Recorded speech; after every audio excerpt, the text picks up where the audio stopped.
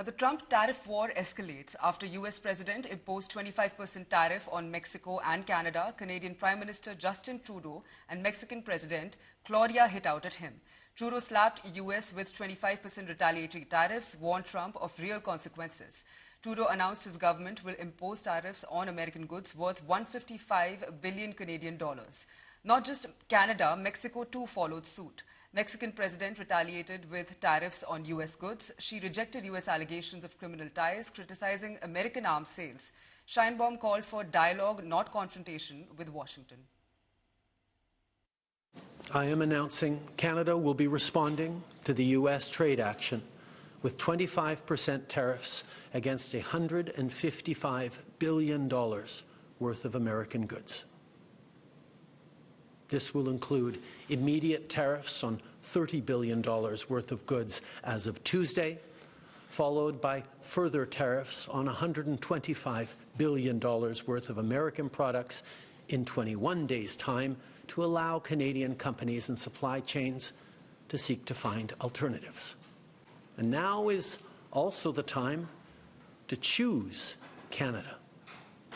There are many ways for you to do your part. It might mean checking the labels at the supermarket and picking Canadian-made products.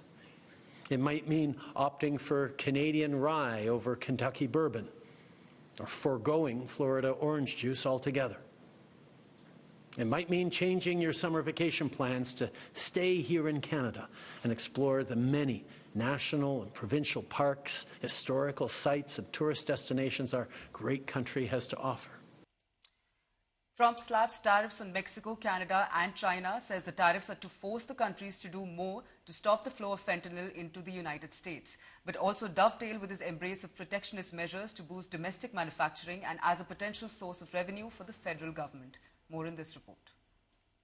U.S. President Donald Trump on Saturday ordered hefty new tariffs of 25% on goods from Mexico and Canada and 10% on imports from China, White House officials said. The tariffs are set to go into effect Tuesday. The move made by Trump at his Mar-a-Lago estate in Florida threatens to ignite a trade war that could disrupt more than $2.1 trillion of annual trade. Trump is using the International Emergency Economic Powers Act to back the tariffs, which allow sweeping powers to address crises. There is a carve-out for Canadian energy products, which will face a 10% tariff rate.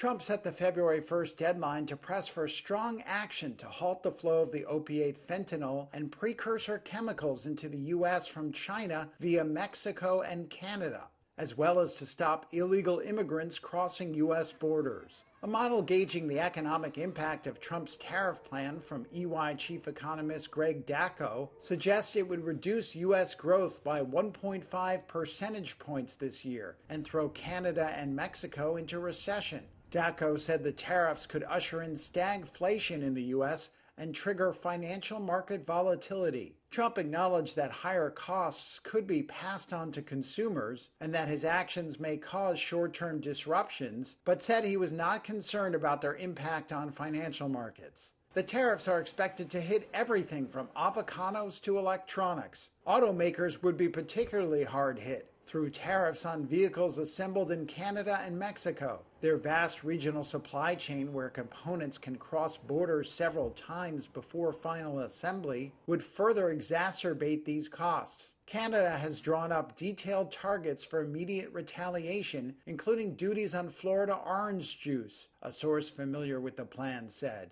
While Mexican President Claudia Sheinbaum has also threatened retaliation. She said she would wait with a cool head for Trump's decision and was prepared to continue a border dialogue with him. China has been more circumspect, but vowed to defend its trade interests.